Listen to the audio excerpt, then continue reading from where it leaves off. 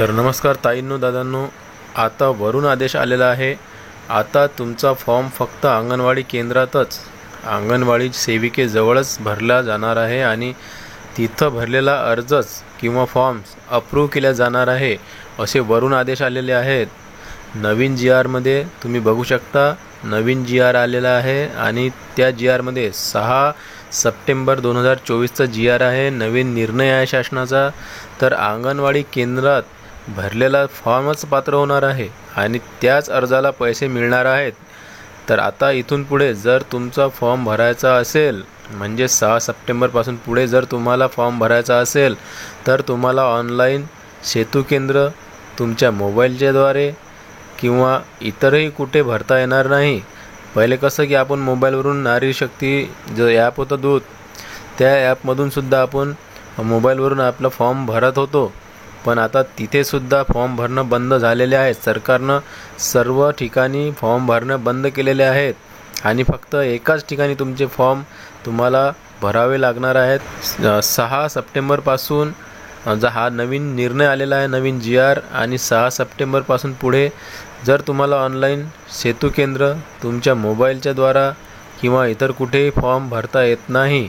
फक्त आणि फक्त अंगणवाडी केंद्रातच तुम्हाला तुमचे फॉर्म स्वीकारले जाणार आहेत। अंगणवाडी केंद्रामध्ये जाऊन तुम्हाला अंगणवाडी सेविका असतात त्यांच्याकडेच तुम्हाला तो फॉर्म भरता येणार आहे। कारण या योजनेमध्ये खूप सारे घोटाळे करण्यात आले होते। साताऱ्याची बातमी तुम्हाला माहीतच असेल। त्यांनी एका नावावर 30 फॉर्म भरून किमान 26 फॉर्मवर अप्रूव्हलसुद्धा मिळवले होते आणि त्यामध्ये त्याचे पैसेसुद्धा आले होते। म्हणजे किती मोठा फ्रॉड केला होता त्याने। 25 लाडक्या बहिणींचे हक्क या महिलेने हिरावून घेतले होते। तर तुम्ही समजू शकता असेच आणखी खूप सारे फ्रॉड या योजनेमध्ये झालेले आहेत। त्यामुळे सरकारने हे असे नियम, हा जो नवीन कायदा काढलेला आहे, नवीन निर्णय दिलेला आहे, यामध्ये जे 12 प्रतिष्ठित, हे बघा, या अगोदर काय होत होतं की 12 प्राधिकृत व्यक्तींना त्यांनी अर्ज स्वीकारण्याची जबाबदारी दिली होती।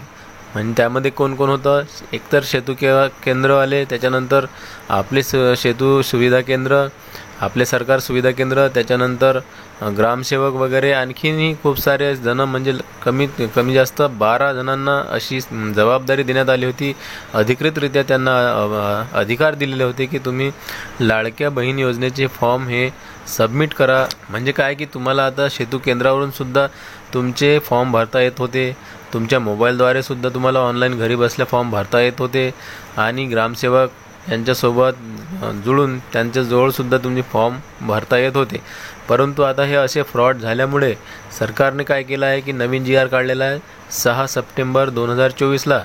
तर या निर्णयामध्ये, या नवीन त्यांनी नवीन निर्णय काढलेला आहे GR मध्ये, त्यांनी स्पष्टपणे सांगितले आहे की आता ज्यांना आम्ही 12 जे व्यक्ती होत्या त्यांना आम्ही जे अधिकार दिलेले होते लाडकी बहीण योजनेचे फॉर्म भरण्यासाठी, ते अधिकार त्यांच्याकडून परत घेतलेले आहेत। आता त्यांना कुठलाही अधिकार नाही आहे की हा तुमचा फॉर्म ते भरू शकणार नाही आहेत। तर फक्त आणि फक्त त्यांनी एकाच व्यक्तीला अधिकार दिलेला आहे आता, ती व्यक्ती म्हणजे अंगणवाडी सेविका। म्हणजे अंगणवाडी केंद्रात जे अंगणवाडी सेविका असतो त्या सेविकेकडेच तुमचे फॉर्म आता भरण्यात येणार आहेत। फक्त त्यांनाच, त्या सेविकेलाच अधिकार दिलेले आहेत सरकारने आता।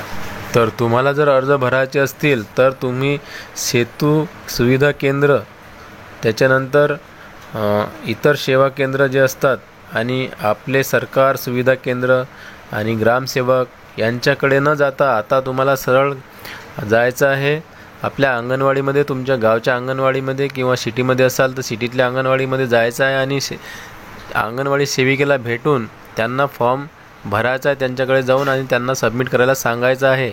आता तेच फक्त तुमचं फॉर्म भरू शकणार आहेत। हा नवीन निर्णय आहे आता सरकारने केलेला आणि त्यांच्याकडेच फॉर्म भरल्यावर तुम्हाला अप्रूव्हल येणार आहे। फक्त अंगणवाडी सेविकेकडेच तुम्ही जर फॉर्म भरला असेल तरच तुम्हाला अप्रूव्हल येणार आहे आणि तुमचे पैसेसुद्धा तुमच्या खात्यात येणार आहेत। तर आता हा एक नियम बदलल्यामुळे आता काही बहिणींची डोकेदुखीसुद्धा वाढलेली आहे। ज्यांचे फॉर्म अप्रूव्हल झाले नाही आहेत, ज्यांचे इन रिव्ह्यूमध्ये आहेत, ज्यांचे पेंडिंग आहेत आणि ज्यांचे रिजेक्टसुद्धा झालेले आहेत, त्यांच्यासाठी हे एक प्रकारची डोकेदुखी झालेली आहे की त्यांना आता सुचत नाही आहे की आता काय करायचं आहे। आपला फॉर्म कुठं भरायचा आहे, कुठं त्यामध्ये आपल्याला रिसबमिट करण्याचं ऑप्शन नाही आहे, कुठं करायचं आहे. तर त्याच्यासाठी मी तुम्हाला सांगणार आहे की या सर्वांसाठी ज्यांचे फॉर्म अप्रूव्हल आलेलं नाही आहे, ज्यांचे इन रिव्ह्यूमध्ये आहेत किंवा ज्यांचे पेंडिंग आहेत आणि ज्यांचे रिजेक्टसुद्धा झालेले आहेत, त्यांच्यासाठी मी सांगत आहे की तुम्हालासुद्धा अंगणवाडी केंद्रामध्ये जाऊनच अंगणवाडी सेविकेला भेटायचं आहे आणि त्यांना सर्व तुमची प्रॉब्लेम सांगायची आहे आणि तिथं तुमचं जे फॉर्म्स वगैरे आहेत ते रिसबमिट करायचे आहेत. कारण की आता दुसरीकडे कुठेही तुम्हाला ऑप्शन मिळणार नाही आहे, कारण की सर्व जे ऑप्शन आहेत सरकारने बंद केलेले आहेत. कुठल्याही ॲपमधून तुम्हाला अर्ज भरता येणार नाही.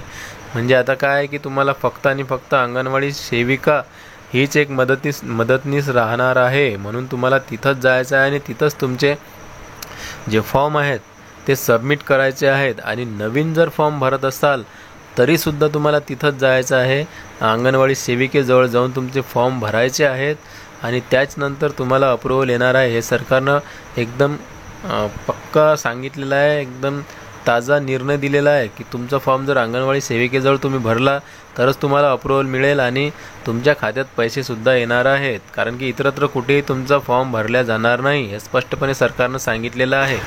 आता मी सांगत आहे आणखीन की ज्यांचे इन रिव्ह्यूमध्ये आहेत आणि ज्यांचे पेंडिंग आहेत अशा फॉर्मबद्दल मी सांगतो.